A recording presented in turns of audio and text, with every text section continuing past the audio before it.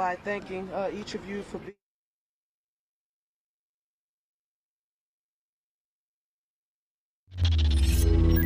All right, Chris Fry in the 19 News Digital Studios with some breaking news. Live pictures out of Philadelphia tonight. You've probably seen it on social media. A small jet plane crash near the Philadelphia area. Officials are giving us a briefing about what happened. Let's listen in. As of right now, we have no reports on the number of fatalities.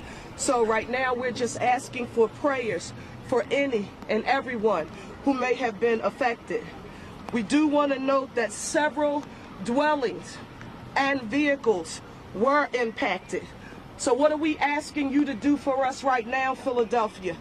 We're urging you to please stay away from the scene. If you see debris, call 911. Don't touch anything. This is still an active scene under investigation. I'm proud to note that all of our federal and state partners, they are either en route here or on the ground with us right now.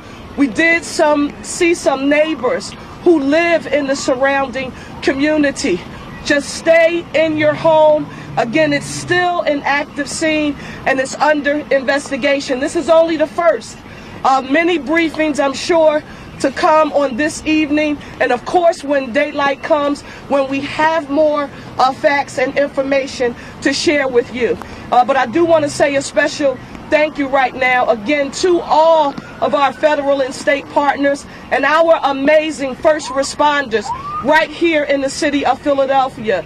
Our fire, our EMS, our police department, they have been here working vigorously to ensure that we get this perimeter and the surrounding area blocked off to ensure that we make public safety and health our #1 priority. So we don't have any further information to share at this time. I've spoken to our Governor Josh Shapiro. He is en route. I've spoken to our U.S. Senator John Fetterman, other federal officials, and everyone, all hands on deck.